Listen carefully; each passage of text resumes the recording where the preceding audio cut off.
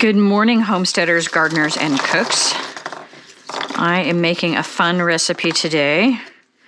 I'm making a chestnut soup, or a chestnut bisque. And this recipe originally came from the back of a bag of chestnuts that I had bought at the grocery store many years ago and decided to make, and it turns out it's quite good. And so I look forward to making this every year, although I don't always get around to it. The first thing I'm going to do is roast these chestnuts. Now, these are very likely Chinese chestnuts. American chestnut trees were a huge part of the landscape back for a very long time. And then in the, I believe, late 1800s, early 1900s, there was a blight that was brought in accidentally, which is how those things usually work, from another country. I'll put a link back down below to some of the history. And it killed off the vast majority of the huge old chestnut trees that were in the eastern forests of the United States. There is a lot of work being done. Well, not a lot, but there's one particular organization that's doing a lot of work on trying to bring those trees back and select for trees that are resistant to the chestnut blight. And that's really interesting and super exciting. There were a few trees that managed to survive in little pockets where they were out of the way. And so they were still around and they had some seed source to work from. But the chestnut trees that most people grow now are the Chinese chestnuts. And I actually have a couple of chestnut trees in my pasture. The trees get quite large and it takes a long time for them to grow. And so you have to have two in order for them to successfully actually make nuts. We have two trees, both of which are quite small. One of them we planted, gosh, probably close to 10 years ago now. And unfortunately, early on when we had it, it got browsed by one of our animals. I can't remember if it was when we had goats, probably, or whether it was sheep, but we didn't have it fenced well enough and it got seriously browsed. It did really well that first year, had a lot of new growth, got super chewed on. And then it literally just kind of sat and didn't hardly do anything for years, where it was still alive, obviously, but really not getting a lot of growth to it. And just this last 2 years, it's finally kind of found its footing and has started to actively grow. It did bloom this year, which was really exciting. Unfortunately, the other chestnut that we have is quite a few years behind and a lot smaller and some good distance away. And so even though it bloomed, it didn't actually form any nuts because they didn't get pollinated. But it's coming. And my vision is to have this big old chestnut tree right in the middle of the pasture so that it can add shade for any kind of grazing animals that are out there and just be this visual, which would be really cool. What I'm doing right now, not very well, I might add, so forgive me for how bad this looks, is I'm trying to put an X in these nuts. And what that's going to do is open them up so that when I roast them, they can get the heat inside and roast up nicely. We're going to roast these first. You can't eat chestnuts raw. They're very bitter when they're raw, and so you do need to roast them in order for them to be edible. However, they are quite hard to score. Let me try a different knife. And so that is what you want to do, is you want to score them, put an X on them so that they can open up and get some of that heat in there and roast adequately. We have an oven preheating to 425, and we're going to roast these for 15 to 20 minutes until the shells start to open up. And then from there, we'll turn this into a soup, which is going to be really fun.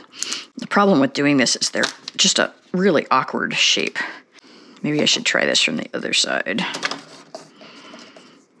What happens if I do this? Yeah, see, they're still just incredibly awkward. That does seem to work a little better because the bottom is a little more flat. So it's been a long time since I've worked with chestnuts. My recommendation is try to put the X on the top and not the bottom. This little piece right here that you see, that was actually the original flower when it bloomed, which is really fun. They are very funky and pokey looking. I'll put a picture up on the screen. They're very cool looking plants when they have fruit on them. And these have been sitting in my kitchen for a couple of weeks, so they might not be as perfectly fresh as they could be, but I'm sure they came from a long distance away even before that. So we do have a local farm who has put in a pretty good sized chestnut orchard. And I know they had a harvest this year. I was never able to get any of theirs. I think they may have all gone to restaurants, but that was exciting. And so we do have a potential local source for chestnuts in the coming years, which is really fun.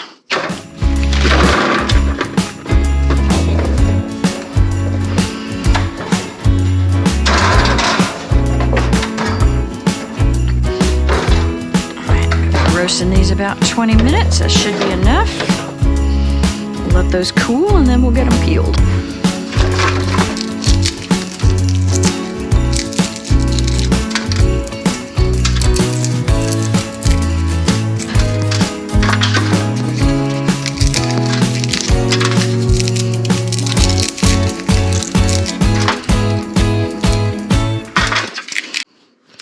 All right, everybody, full disclosure. That last batch of chestnuts that I had bought, gosh, they had probably been in my kitchen for a month. And I don't know if it was from that or if I just overcooked them, but they were old and over roasted and hard as rocks. And so I really wanted to make this recipe this year for Christmas time. And so we went to the store and bought a new batch of chestnuts. And this is what they look like unroasted. So this is raw, just split in half, just so you guys have a visual for that. And they're nice. So I'm going to start over. I'm just putting a single cut in these rather than trying to cut them in four corners. I found that cutting on four sides to be incredibly difficult because of the shape of these. And so I'm just going to try putting a hole in them to let go of some of the steam. And I'm also, instead of roasting these at 425 for 15 or 20 minutes, which is what I did last time, I'm going to try roasting these at 350. And then I'll check them in 10 or 15 minutes and see what they look like, because those other ones were definitely too done. They did taste really good. I did break off and eat one of the pieces that came out of the oven, but it was like chewing on pebbles. They were way, way too dried out. So we're going to start over, live and learn. It's been a very long time since I've done anything with chestnuts. And so it's a good learning experience to remember, oh, right, okay, this is how it works. I just Googled like how to roast chestnuts on the other one. And in my opinion, that 425, at least with the ones that I had, maybe because they were old and dried out, it was too much, too dry, and not good. So we'll start over and see what we get.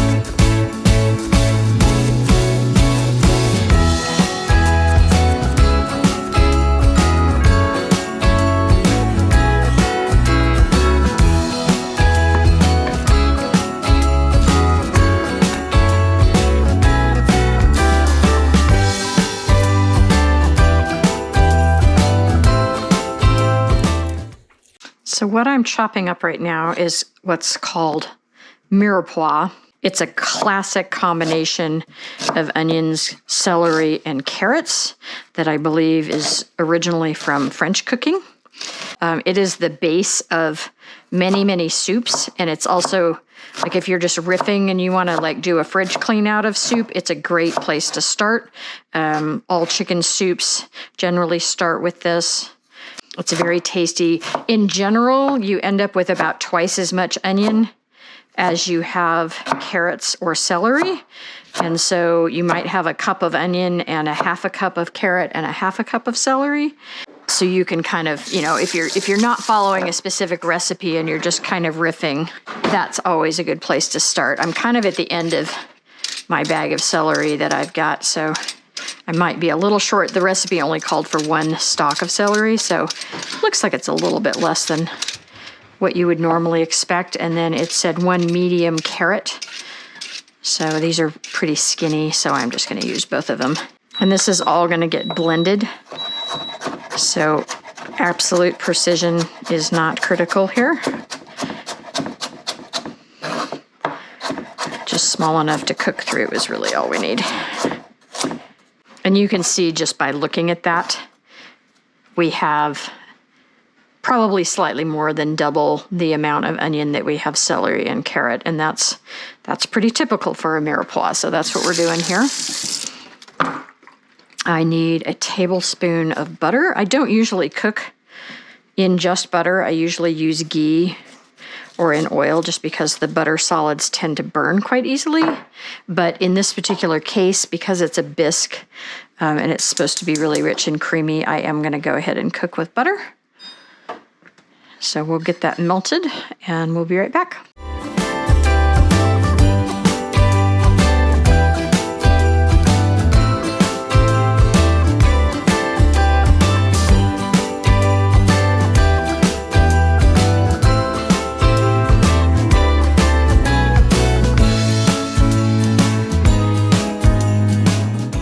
And this is a good example of once you know the basics of how to cook, you can look at a recipe and second guess what they've written.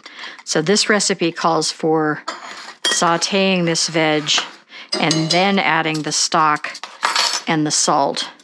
And it makes so much more sense to add the salt at the beginning so that these vegetables will release more of their liquid and sweat. And so that's a great example of, you know, just because I've been cooking for 20 years, I know that it makes a lot more sense to add the salt at the beginning when you're sauteing vegetables like this. And so that's what I'm doing. I've made this recipe maybe twice before. It's not something I do regularly. It's hard to find chestnuts. You don't see them very often. And when you do, they're often either not very good quality or they're kind of expensive.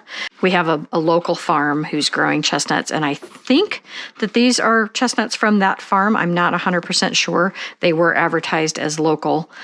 I've learned a little bit more about chestnuts and the best way to roast and peel them since I filmed the beginning part of this video. I got online this morning and watched some YouTube videos on it, and I did lots of things wrong. I also have a feeling that the chestnuts themselves were just not terribly fresh. I think they were probably picked in October, and it's now mid-December, and so I think that they probably were a little bit old, a little bit dry, and there's some things I could have done to have mitigated that. The biggest thing that I didn't do was right after you take them out of the oven, you want to wrap them in towels and keep them warm and then peel them when they're warm.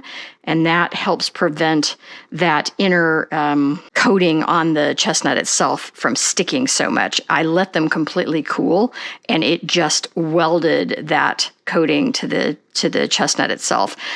And if you don't get that all the way off, it is incredibly bitter. It's very much like alum. It feels like you've taken all the spit out of your mouth when you get some of it in your mouth. I tasted a little bit of it yesterday just to decide, like, do I really need to pull all of these off? And the answer was yes, you really need to pull all of these off. My husband, bless his heart, came in and helped me peel, and it took us quite a while. So yeah, not the ideal way of doing chestnuts. I kind of blew it. If they're a little bit dried out, you can also soak them in water. You put a slit in the shell and then soak them in water and then roast them, and that will help kind of give some of that moisture back, which would have been good, I think, in this case. Sometimes people soak them not just in water, but in wine. So there were some options there that I didn't know. Live and learn. All right, we're gonna let this saute for 6 or 7 minutes until everything is translucent. We are not trying to brown anything. We'll be back and see how that looks. Our onions, celery, and carrots have been sauteing for 6 or 7 minutes. I'm now gonna add in our chestnut meats. And again, this is all going to get pureed, so I'm not worried about these not being all chopped. We're going to saute this for another 4 or 5 minutes, just to try to get some nice buttery, roasty flavor on those chestnuts, even though they're already cooked. And they are very sweet. They do taste absolutely amazing. If you've never tasted a chestnut, it is surprising. It's nutty, but less so than something like an actual nut, like a walnut. And there's a very distinct sweet flavor to them. They're a little bit grainy, a little bit starchy, really, really delicious. We'll stir that a couple times, let those saute for about 5 minutes. This has been cooking away for another 5 minutes or so. Those chestnuts were cold out of the fridge going into there, and so that probably helped slow everything down so that we didn't get any burning on the bottom of the pot, which is great. We're gonna add, the recipe calls for 3 cups of chicken stock. I'm gonna do 2 cups of chicken stock and a cup of water. My chicken stock is quite concentrated because I make it myself, and so I'm guessing that I'm really not gonna need 3 cups of stock. Plus I don't wanna, 3 cups is a weird amount. I don't wanna end up with half a jar of chicken stock in the fridge. I hate that, so I'm just gonna add water instead. And what I'm gonna do, you've seen me do this before.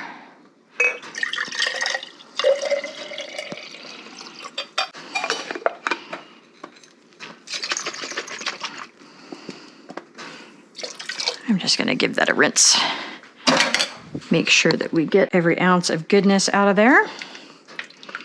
I'm also going to add a 1/4 cup of apple pear juice. It's actually supposed to just be apple. I happen to have apple pear because I canned a lot of this in 2021, and we're making good use of it this fall. So I'm just gonna add a little bit of both. Turn our heat up a little bit, bring that up to a simmer. This calls for a 1/4 cup of fresh parsley. I do not have fresh parsley right now, given that it's December. I went out and looked, it's sad. So this is, general rule of thumb is have the amount if you're using dried. And so I'm using 2 tablespoons of dried parsley. And then we want just a pinch of ground nutmeg.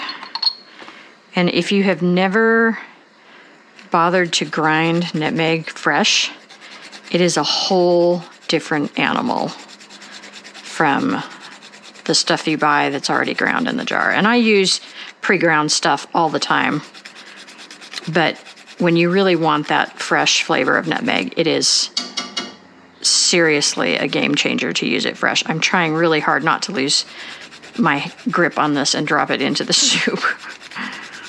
It just called for a pinch, so I'm just gonna do a nice little sprinkle there.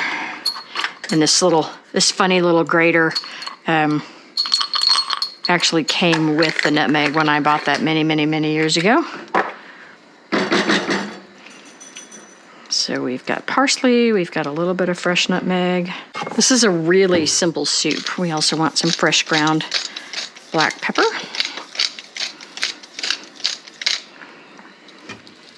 It also calls for a little bit of tarragon. Tarragon has a very distinct anise note, and I am not an anise person. Once in a while, I will put it in something, and I don't hate it, but I really don't enjoy it either. And so I am just gonna leave the tarragon out of this.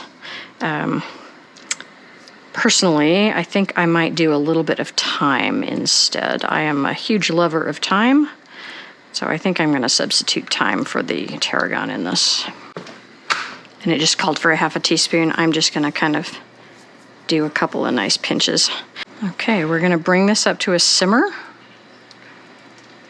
and we're gonna simmer this for about 15 minutes. So we've been simmering away here for about 20 minutes. Our vegetables should be tender. And normally I would just pulse this with a stick blender, But I think what I'm going to do in this case, because those nuts are pretty chunky, I'm going to let this cool off enough that I can easily handle it, and I'm going to put it in my Vitamix blender because that is going to give us a really smooth, creamy soup. So we'll let that cool off for 20 minutes or so, and then we'll throw it in the blender. We've got our soup. It's cooled off some. You know, I think I'm going to use a scooper here. Inevitably, when you try to pour something out of a pot, it dribbles down the side.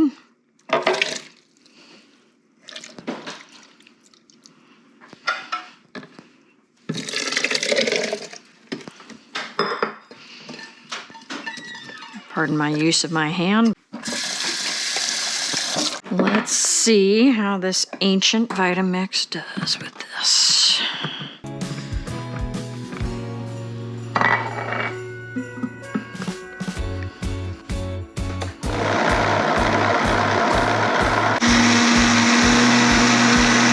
What happens with stuff like this is it's thick enough that you get a bit of an airlock in there and it's hard to get it going.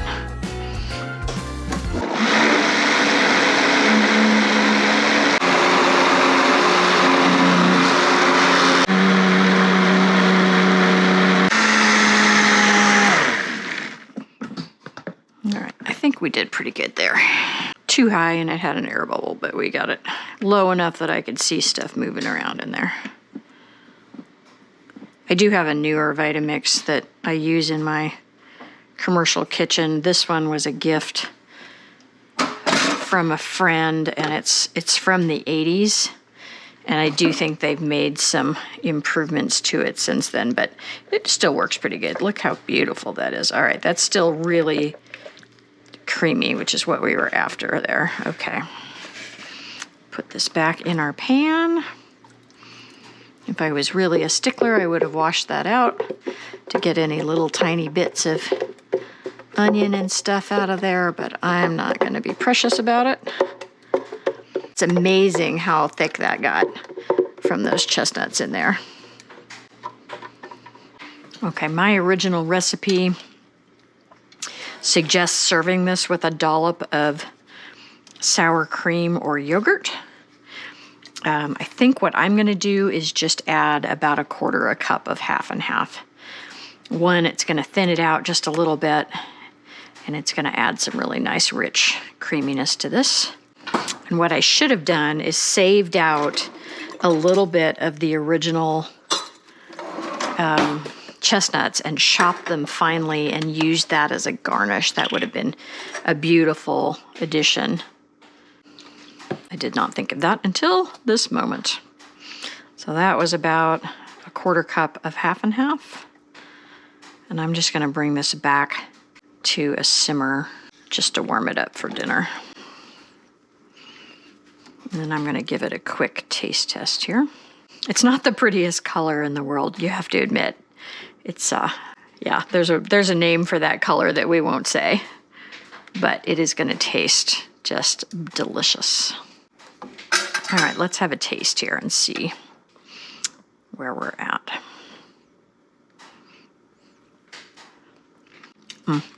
It's so good, you guys. It's got this really nice balance between savory and sweetness, and that little bit of cream in there. It does not need any more salt. Yeah, really, really good. What a lovely, this would make such an incredible first course for a Christmas dinner. That would be super fun. So yeah, chestnut bisque, an alternative and something to actually do with the classic chestnuts roasting on an open fire.